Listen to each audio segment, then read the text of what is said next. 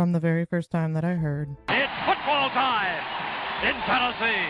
I knew that sports would consume my life. I'm originally from Tennessee, but I grew up in Gator Country, a very hard thing to do. Despite that, my first and main love is the Tennessee Volunteers. Then, in 2023, I met a girl who worked for the Tampa Bay Lightning, and I quickly fell in love with hockey. A Tampa Bay Lightning fan through and through.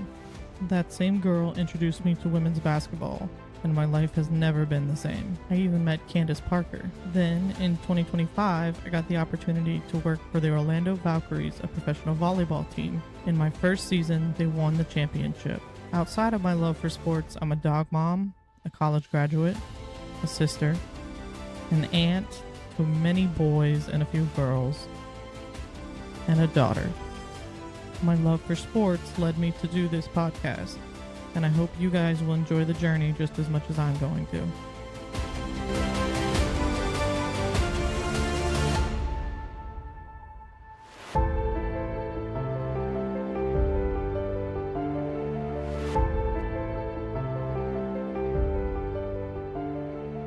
Hello, and welcome to the Everything Sports Podcast with Tay. My name is Tay, and today we are being joined by Yianni and Greg of 330 Cards and Memorabilia from Canton, Ohio? Yep. Right? Canton, Ohio? I apologize. That's my bad. How are you guys doing today? Great. Thanks for having us on. Appreciate it. Doing great, Tay. Thanks for having us. Yeah, awesome. So we have done a little bit of talking prior to this, and they thought I had already pressed record. So I was like, you know what? Let's go ahead and press record, and we're going to go ahead and get started. Because they were like, oh, well, that was my best material. And I really hope not, because we've got at least 30 minutes of recording to go through.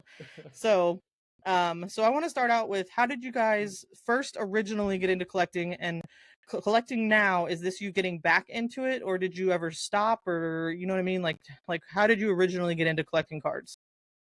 Okay, so for me, it was probably like the junk wax era. Admittedly, mid 80s, late 80s, and 90s, collecting with teammates, guys I played ball with. Okay. We would set up a little shop or outside at a flea market, set up a table. It was like $5-10 to set up a table back then, selling cards, trading them up. Everybody chased the upper deck Ken Griffey Jr. card for such a long time. But I would say at some point, probably, and I don't want to say I grew up, but I just, life took over. Went to high school, went to college. Money had to be focused on other things. It did, family and whatnot. So I'd say probably for me in the last 5 years or so, maybe a little bit longer, it's picked back up and just enjoying it and being back around it again. So a small hiatus, but it's good being back in. Greg's significantly older than me, so his collecting started way before mine did. But I didn't want to say that. I was gonna say that's before my time. I wasn't even born yet, so don't worry, before mine too. You ready for break? I actually started when I was a little kid. I loved WWF. I was the biggest fan. So when I was little, I would collect all things WWF. One of the first things I got was WWF card collection, and it was the classic set from 1990. Okay. And I actually ended up getting 2 full sets of the classic cards. Which, just so you know, really quick, was also before my time. Well, thank you. I might be a little bit older than you too, but he's way older than both of us, so don't worry about it. So I got those, thought it was really cool. I still have both those sets now. And from there, it just kind of snowballed into football, baseball, liked it. And kind of the same thing, just kind of grow up, lose interest, change interest, whatever. Then the last couple of years, just seeing the hobby really take back off. And then going through your old stuff that you had when you were a kid, you're like, oh, I forgot about this. And you've seen other people collect and what they're doing with it. You just kind of get back into it. So last couple of years, and Greg really pulled me back into it, honestly. So last couple of years, just trying to get back on the ball with that and starting collecting again. Nice, awesome. And at what point did you guys decide, let's start this as a business, right? Like, not only are you guys collecting your own individual collections, but now you've started selling, and so you're starting a business, and you're starting with online. And I know that you have the goal to open a brick and mortar eventually. That'll take a few years. I know that there's some stuff that goes into that, right? But you started a business. At what point did you guys say, let's start also not just collecting, but let's start selling cards too? Probably about 2 years ago, we started kicking the idea around, just kind of talking about it a little bit. We dabbled selling things here and there, but nothing real serious. And then really it was like over the summer, we had just amassed a ton of cards and some that were valuable, and just watching the market and seeing how they move and the growing interest. more and more people getting into it, we just kind of said, why don't we might as well jump in. A lot of other people are. We think there's some money to be made, and we think it's a cool thing just to share with everybody else. So we just started doing it really over the summer, both feet in, and it's going pretty well so far. Good. That's awesome. Put it. Yeah, he would, we'd have moments where he'd be ready to roll 2 years ago, right? Just like, let's go, let's get into this. And maybe I just wasn't ready, not a good spot in the summer, spring, whatever, family. And then 6 months later, it'd be me bugging him about getting it started, and he wasn't there yet or ready. So I think we finally just, like you said, we went all in over the summer, last few months. That's awesome. And you guys have a lot of listings, like not necessarily, you have a lot of listings, but like it took you time, right? It's very, one of the reasons that I don't do a lot of selling on like eBay, which is where you guys are doing your main selling. You guys are doing eBay and whatnot, if I remember correctly. And one of the reasons I don't do a lot of eBay selling is because like it's so tedious. Like there's so many little details that go into each card, right? And so I think it probably helps to have two people so that like it's not always one person doing it. Because if it's always one person doing it, like I can speak from experience, it's like, okay, I don't want to do this anymore because this is just like there's too many intricate little details, and it kind of gets just like overwhelming at a certain point. You know what I mean? When you're doing a lot of cards. So having a partner in it is a really good idea for anybody who is thinking about, doing that kind of thing, is finding somebody you can do it with, and then do it together. Because if you're trying to do it by yourself, I can speak from experience, it's not easy, and it's hard to keep up with, and like you can miss notifications, you can miss, you know what I mean? So having two eyes on it is always a good thing. We for sure.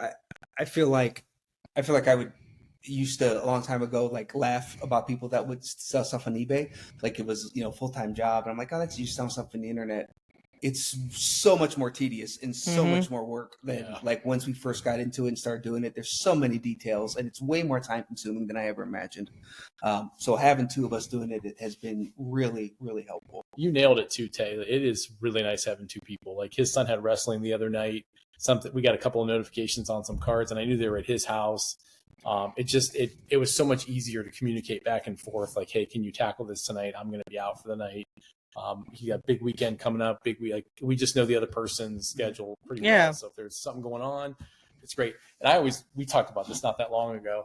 It's always exciting when you sell something, right? It's great. You're excited for that person to get that card. You're obviously excited to get a little bit of income coming back. And we try to get it out the next day. That's always the goal. That's how I am too. There's that moment after the sale where you're like, okay, it's done with. But the reality is it isn't. Now it's time for you to take care of their card, get it shipped, get it bubbled up and everything else. But there's that small window of time where you're like, okay, it's done. I don't need to deal with it anymore. But the reality is you do. Yeah.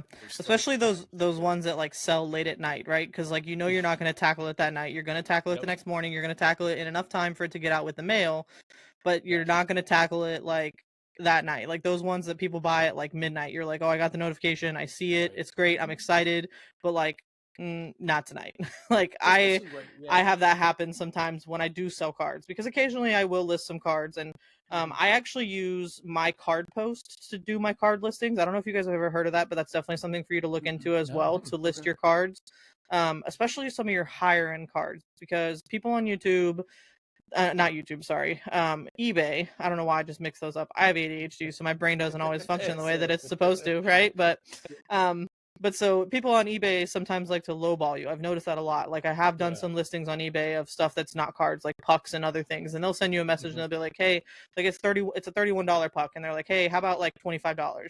And I'm like, I already am discounting you at $31. Like, you know what I mean? Like that's pretty inexpensive for a signed puck. Like, work with me here. You know what I mean? And so I had a friend who also, his full-time job is actually doing Whatnot breaks. And he introduced me. I had pulled a card from one of his breaks. It was a Detroit Red Wings card, and it was a $250 card.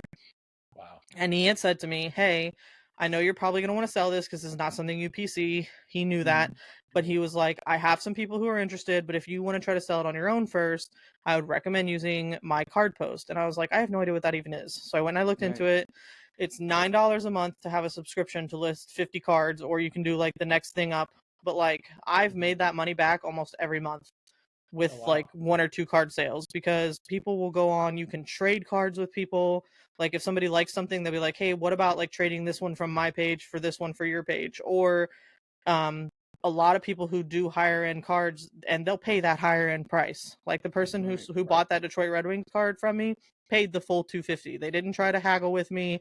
They didn't anything. And I've had a couple other cards that were high end cards that I've listed and I've sold at the price that I wanted them sold for, because people on my card post, for some reason, they're just like, that's what the price is, I'm paying that price. Like they don't ever really question that. So if you have higher end cards that you're trying to sell and eBay's just not working for some reason, I would recommend trying out my card post. It's worth the $9 subscription to list 50 cards, because you make that money back like almost instantly, like with one card sale. You know what I mean?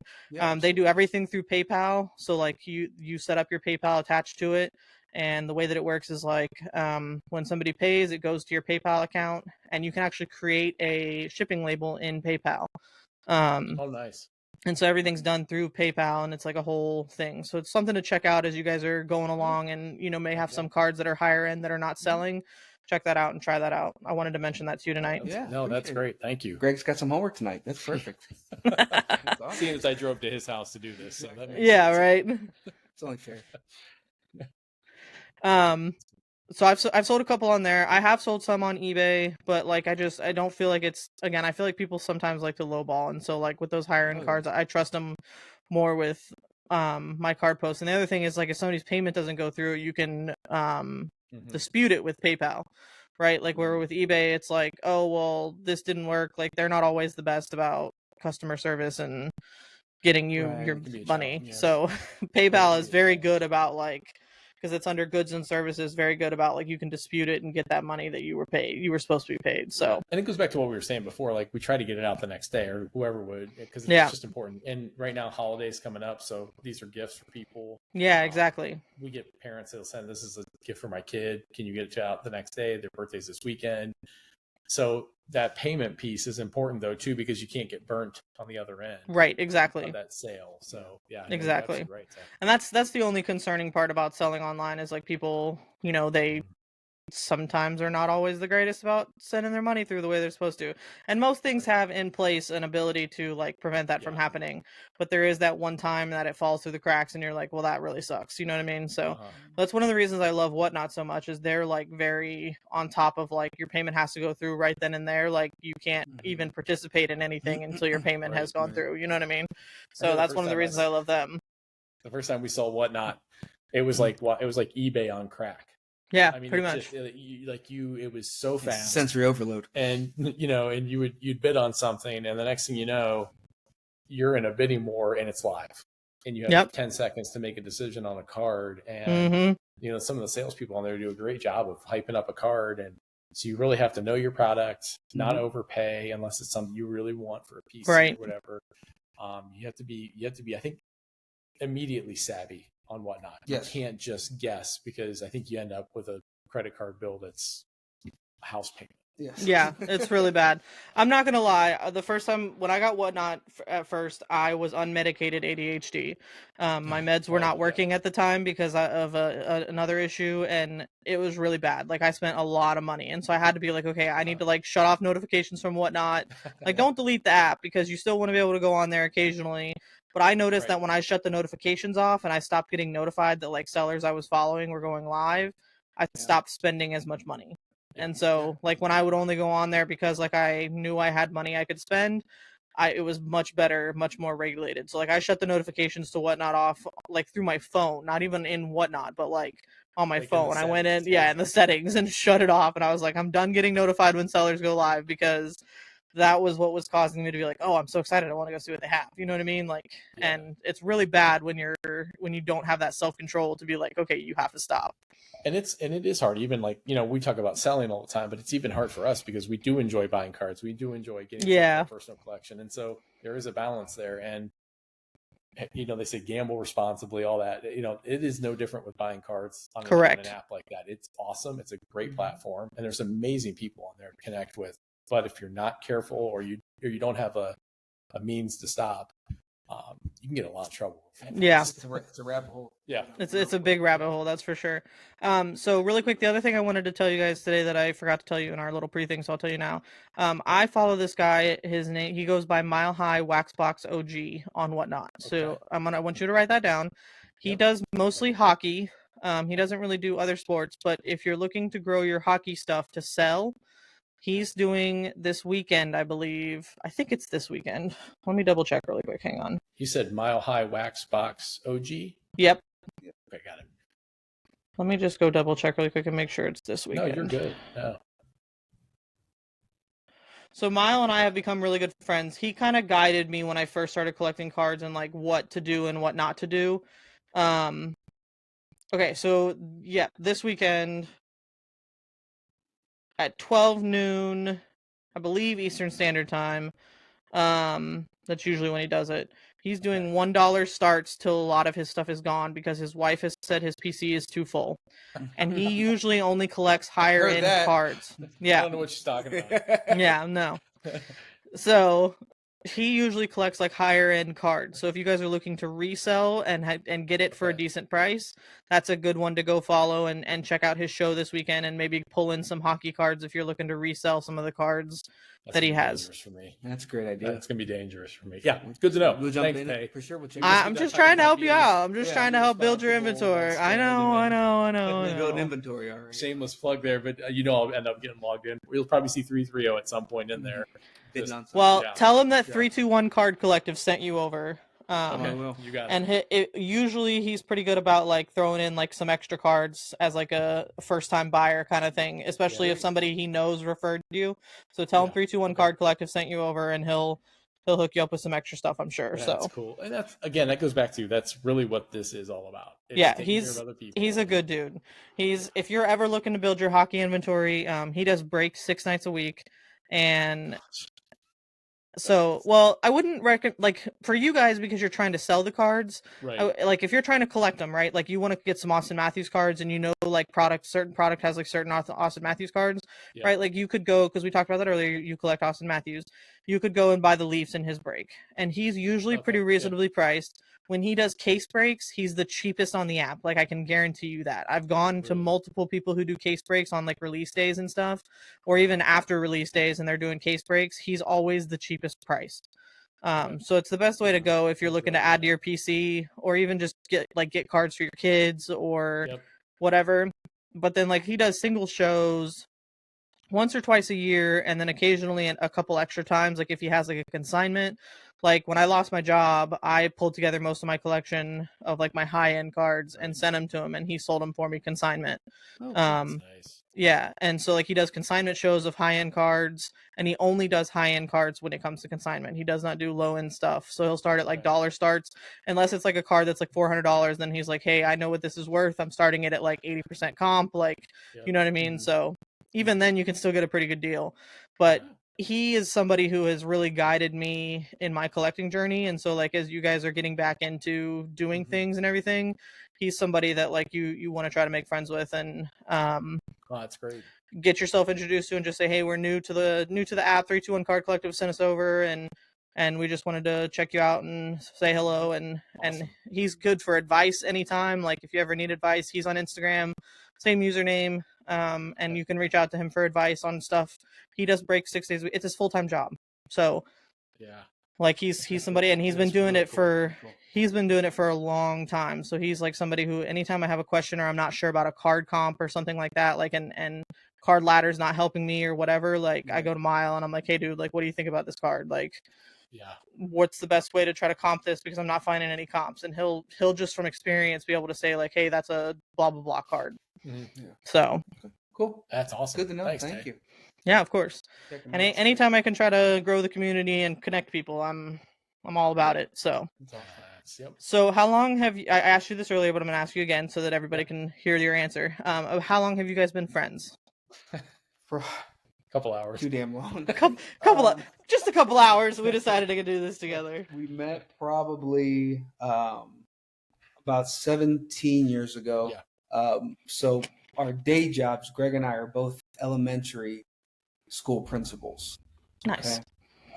We met, we worked at the same school.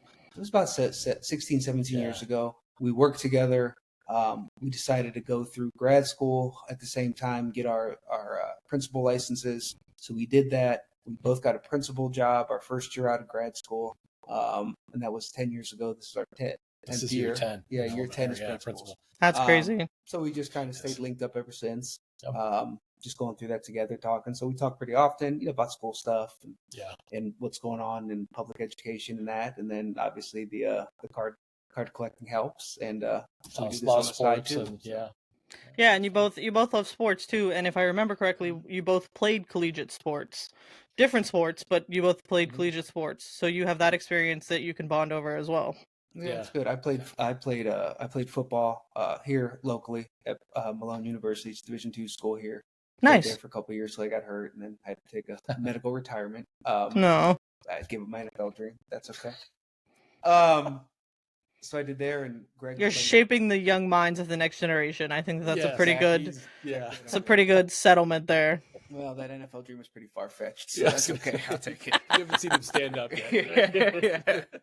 Well, I can see him sitting next to you, and he looks a little on the shorter side. So I just figure, we're both short. We're not. Okay. Just a smidge. Just a smidge. I'm 6 foot tall, so. You're taller You're than both both of of us. us. Okay, there you go. And you played baseball. College baseball Bowling Green? up in Bowling Green. Same thing. Nice. A couple they rebuilt my shoulder twice. Had Tommy John. Sort of Wow. like, and this was, here again, we're going 30 years ago. Right. So 30 years ago, Tommy John was kind of like a kiss of death. That was it. Yeah, it was like the end of your career. Yeah. Yeah, it's not recoverable like it is now. No.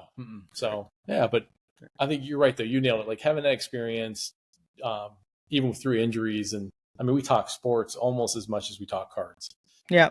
We're huge college football fans, intense college football fans. I know that feeling. So am I. Yeah. So am I. Yeah. I've got my large collection of Tennessee Volunteers hats over here. One. That's cool. I could just pull them all off. There's like 20 of them sitting next to me. So. Okay, so I got to tell you, I've been to one Tennessee game, but Okay. I consider it. We're Virginia. Our family's Virginia Tech fans, Right. and so I was at the game, the Battle of Bristol. I don't know if Yeah. you remember this. Yeah. It was at down in Bristol racetrack, 166,000 fans. Yeah. And it was a Christmas gift for my wife, and so her and I went down, left the kids behind, of course. It's good parenting. And it was great parenting at the time, but it was honestly, that was the most incredible experience. There was two disappointments for me. One, Tech lost the game. That Right. But Tech has that great entrance of Enter Sandman. Right? Yeah. I mean, everybody knows about that. And so here we are, 166,000 fans, and it's a great mix of Tennessee Vols fans, Hokie fans, all that. And the Vol fans around us are all saying, "We can't wait to jump with you guys. This is going to be." I was going to awesome." say, knowing Vols fans, they joined in with you, Oh, didn't they? Absolutely. Yeah. And they never played the song. They just had Tech take the field. And admittedly, I was excited to see 160,000+ fans just lose their minds. Cool entrance. And they never played it. But I tell you what, I heard 1,000 times that night was Rocky Top. Over and over and over again. It was a cool night though. But honestly, some of the best fans to be around. Tennessee fans. Just good people. Let me check my facts here really quick. I got to check something. Yeah. Hold on. Yeah, absolutely. So that was a lot of fun. That was a great Christmas gift. That was a good game. I know exactly which game you're talking about. It was. I think Tennessee, if I recall, they won by a score or two, 14, 17 points maybe. I remember Tech wore those sweet brick uniforms. They had Beamer there that night. But it was so crazy to watch a football game with a racetrack going around it. Yeah. And so you're kind of closer to the field, right? Right. You so had far great away. seats, but we were like, it felt like we were in another stadium Yeah. because the racetrack was so big. So anyway. Well, I gotta tell you, if you ever have the ability to do so, Neyland Stadium is I'd love to see it. it's honestly like it's my Disney World. Like I'm not gonna lie. It's like I'm not even kidding. My sister went to the University of Tennessee and we went to visit her one year and I literally just had my camera out the whole time. I was in like heaven just being on the campus. I've been married and divorced, and when I got engaged, I proposed to her in front of Neyland Stadium. Like, I don't know if you know, but Neyland Stadium has the drive going into Neyland Stadium, and you have like the perfect view of the stadium behind you. And so when I proposed, we told her that we were visiting my sister, and we told her my sister wanted to take some pictures of us in front of the stadium. And my parents, my other sister, and my nephew, who was like 2 at the time, had flown in from Florida and had signs behind us in front of Neyland Stadium that said, "Will you marry me?" And Casey and I were just taking pictures, and they were behind us with the signs, and my nephew ran up with the ring. It was a whole cute little thing, but like that's like, I wish I hadn't wasted it on her. Like, not wasted it because I'm not gonna lie, like her and I are on good terms now, so it's not horrible. Good, but like, good. I wish that like I had saved it for like the right one because it's something that I like. Yeah. That's like the Memorable, perfect, yeah. you know what I mean? Like, I wouldn't be mad if I went to go get married again one day and the person proposed to me that way. Do you know what I mean? Like, I wouldn't even be mad about that because that's just like, I've been to Neyland Stadium twice. And the first time I went with my entire family in 2018, we played Kentucky. And I don't remember if we won or lost. I think we won that game. My ADHD is taking me all over the place because I was Googling something about Virginia Tech and then I totally forgot to tell you about it. So I'll go back to that in just a second. You're good. You probably won because my oldest brother played football at Kentucky actually, and a lot of memories about the Volunteers and the Wildcats playing each other. But I don't believe they ever won when he was there. So there's good memories, we did good games. we did win. It was 24-7. We did win that game, and it was actually a really good experience. Like, we got to see the Vol Walk and like all the things that they do before the game. It was freezing cold. I will never forget it. I had on like a sweatshirt and a big heavy camo jacket and a beanie and like long socks and long pants, and like I was still freezing. It was so cold that day. But you didn't care. I didn't care. It was Yeah. it was the greatest thing that ever happened to me was to go to Neyland Stadium that day. And then when I was married, we went on vacation and we were like, we're going to be up there for the Vanderbilt Tennessee game. Like, let's just go. And so we got seats right on the 50-yard line, like 3 rows up. And it was the coolest thing to be that close. Because like when we went with my family, there's 5 of us. My parents paid for 5 people to go. So you sit higher, right? So it's less expensive, right? That's the logical thing to do, right? Mm-hmm.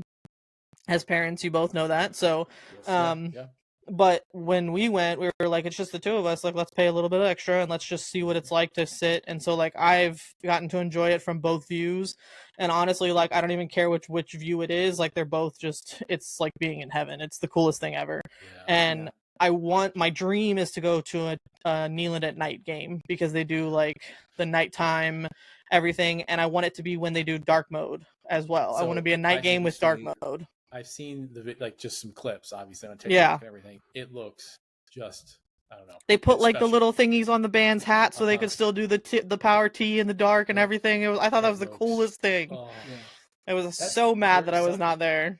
There's something pure about college sports, and I'm not taking anything away from professional sports. But no, there's just something about college sports that just it's there. Yeah.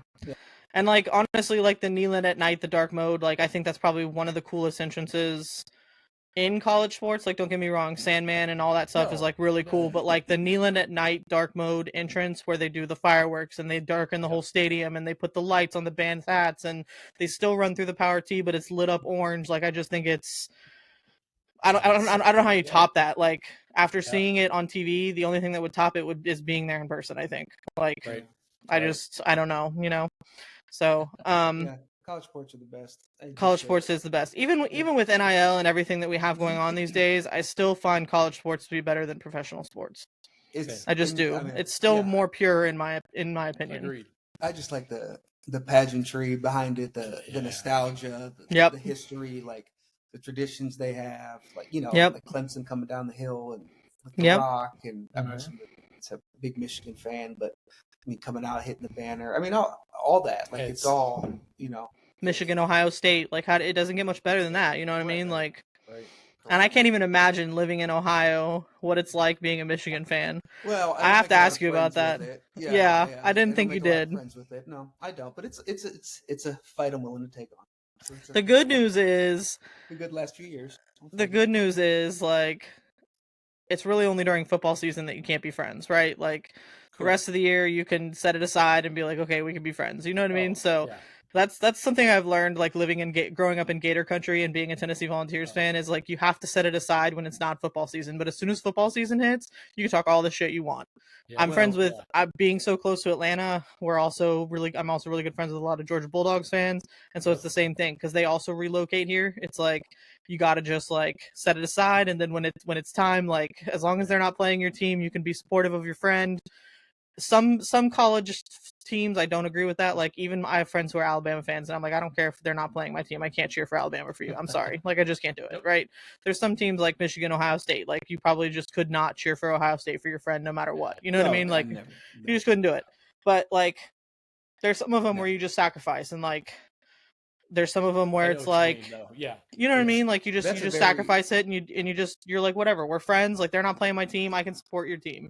Yep. That's a very rational take you have, Tay. And I wish I could support that. I can't put it to the side. So well, the problem is your biggest rival is Ohio State. So like that's not one. That's like me and Alabama, right? Like I have Alabama friends. I can't cheer for their Alabama team no matter what, even if they're like the only time that I didn't cheer for Alabama. I wanted Alabama to win, but I refused to cheer for them was when they played Vanderbilt this season. It's because I just want somebody to knock Diego Pavia off his freaking I say it all the time. Freaking bullcrap. Yes.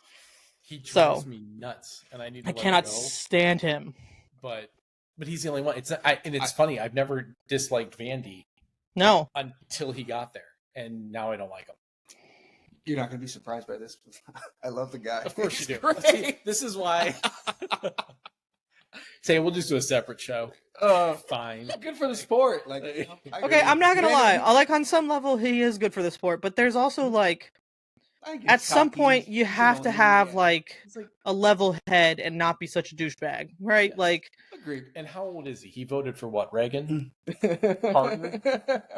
He's how old now? I mean, he's been in sports forever. I mean, do you know that he put out a thing that he was born in 2002?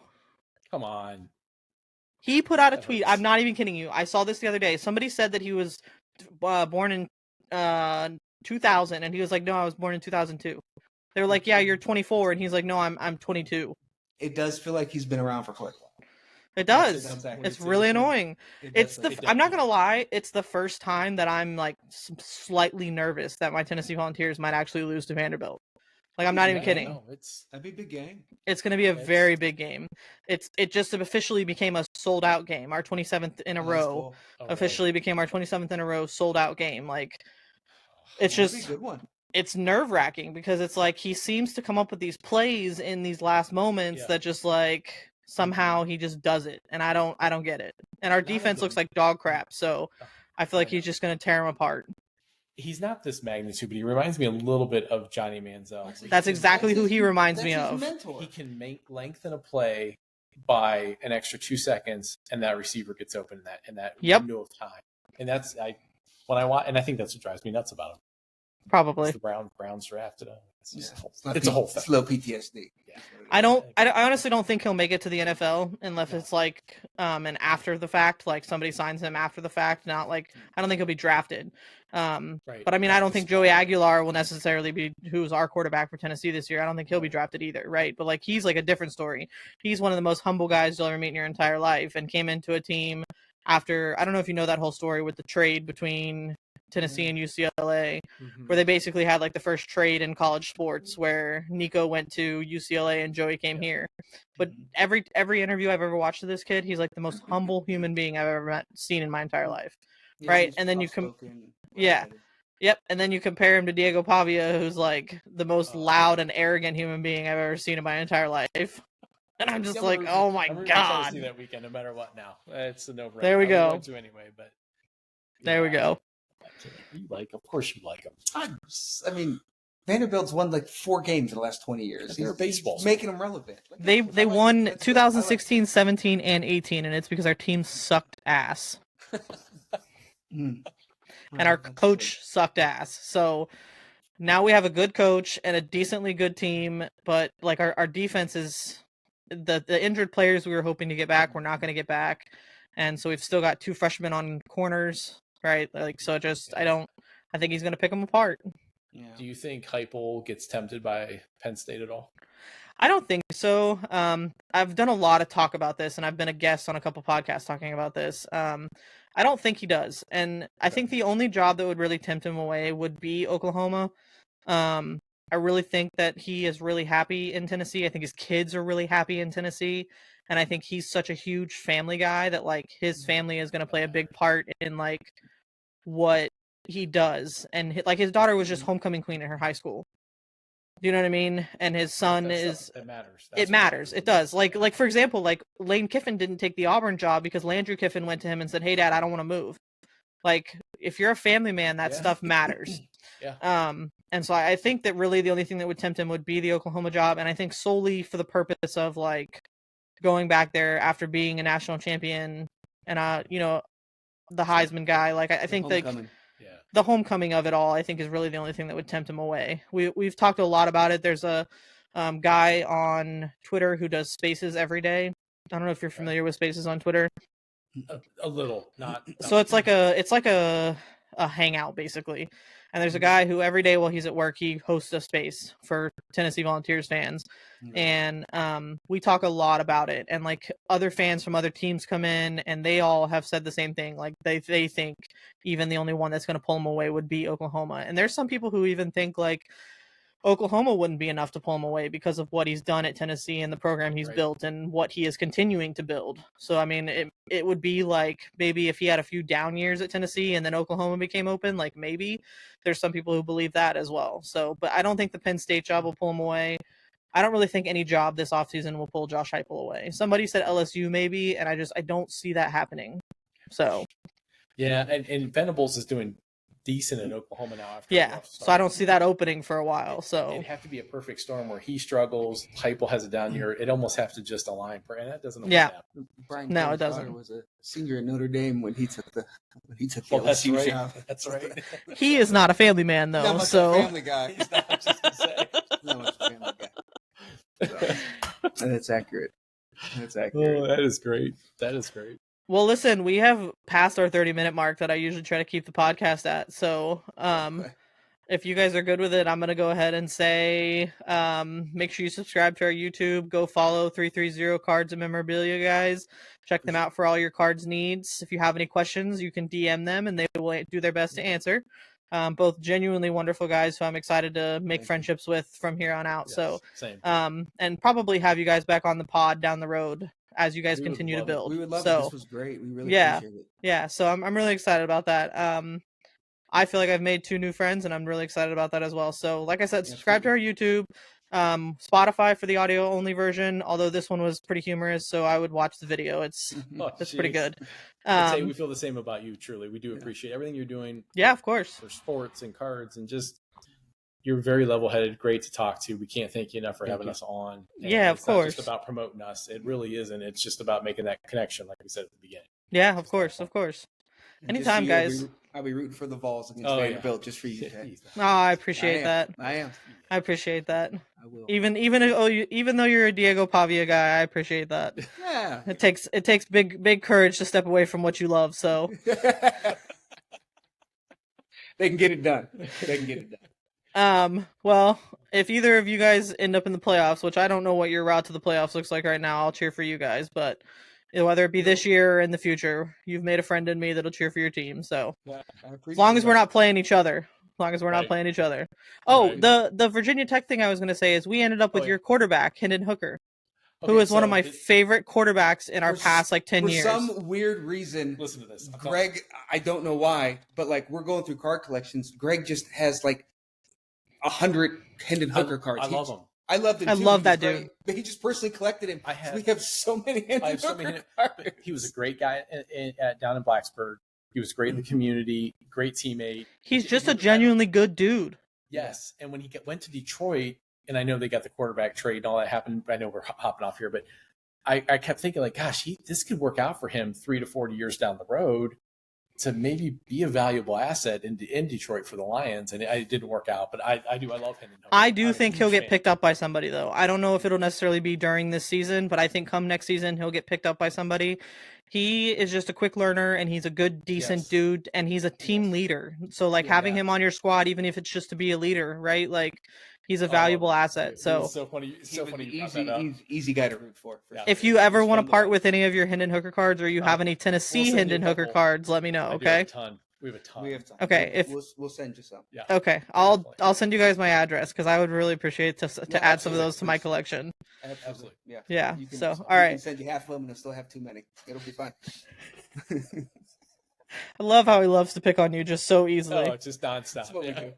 Well, this has been a blast, guys, and until next time. And the only other thing I want to say is, again, thanks to Chris Summerall for my hat. And if anybody else wants any hats, please DM me and let me know. I can help you get those ordered. You guys have a great day, and I will talk to you next time. Thanks for having me. Appreciate it.